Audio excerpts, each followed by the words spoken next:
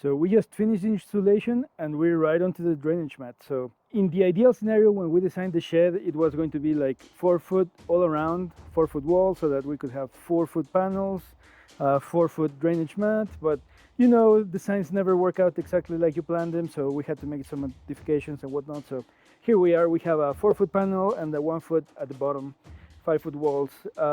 Back here we have 6 feet, so 4 foot and 2 feet. So the plan right now, the first thing we're going to do is we're going to measure how much 2 feet high drainage mat we need, and then we're going to cut it to size, and then hopefully with the other 2 we can just cut it in half and get the rest of the perimeter of the house. If not, we just need to do some math and just get it right when it comes to length. And I should probably also mention, for the house we ended up using Poly-Wall Arroyo Drain. It was great, the original we got. The later one we got, it wasn't so great. It was very difficult to tear apart, to cut. So we decided this time around to give GCP's HydroDuct drainage mat a chance. And so we'll let you know how that goes. But yeah, that's a big difference from what we were doing for the main house.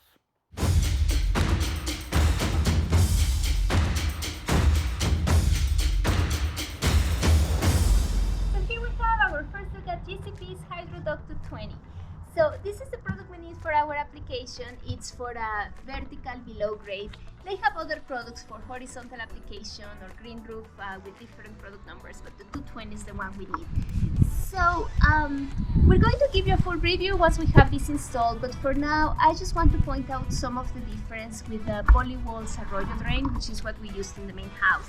If you follow our series, I love that product, and then back in November-ish, they changed their product. They even changed their name. I think it's now Flow whatever.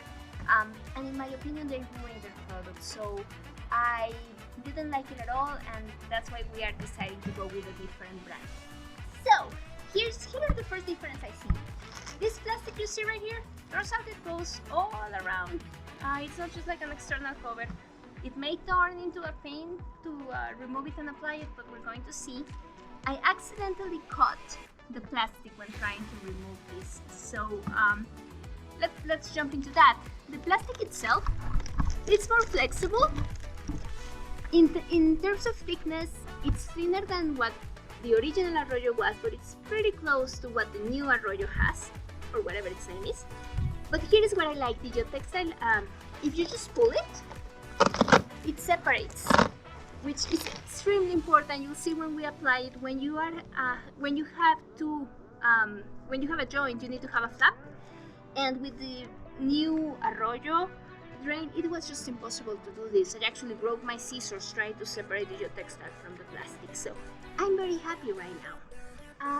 Okay, so while Hector is applying double-sided tape on the shed, I'm going to extend this roll, measure, cut it, and then we're going to go to apply it, and we'll see how that goes. So I'll see you soon.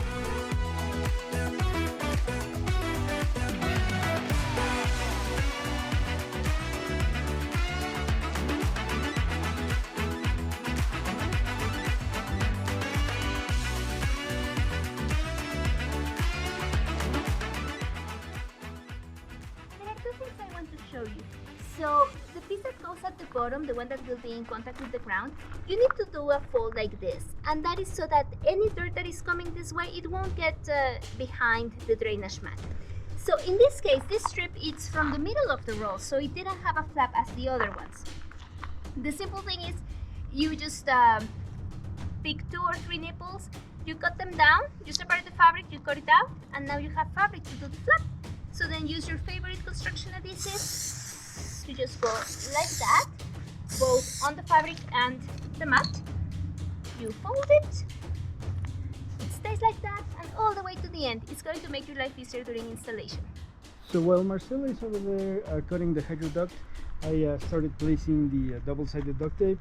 I typically place them in the corners because those are like the trickier areas. I don't know if you remember, this is literally the nuclear approach when it comes to adhering the hydromat or HydroDuct, I remember.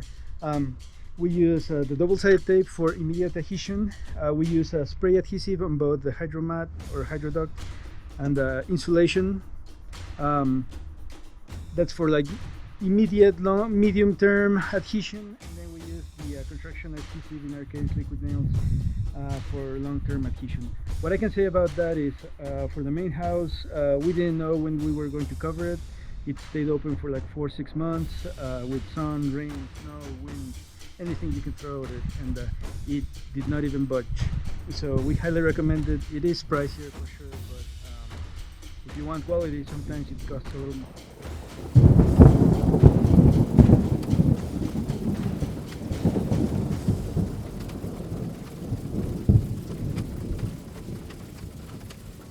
So yesterday we managed to put a lot of the HydroDuct at the bottom strips.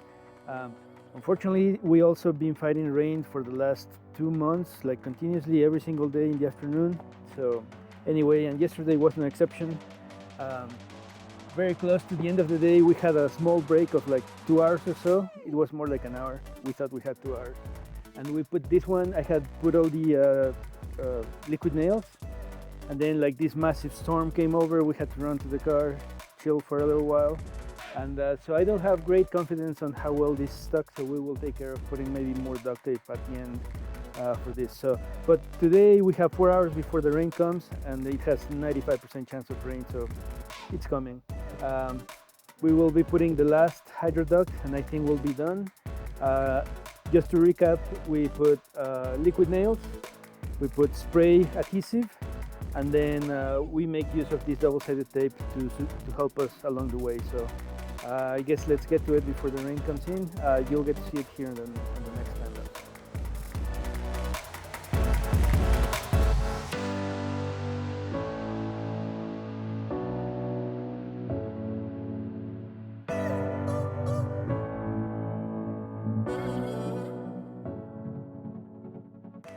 And here we are at the very last step, which is applying duct tape to all the corners, at the top, and in all the penetrations. A good tip we can give you is it helps if you add spray adhesive before applying the duct tape. It's going to make it stick much better. And ta-da! It's done. So we're finished with the drainage mat. It took us about 8 hours of effective work. It was a day and a half because we got pouring rain and things like that, but it's about 8 hours, which is very nice compared to the 9 days that it took us to do the big house. So. And today we were racing because we're getting rain in like an hour or an hour and a half or so. Yeah.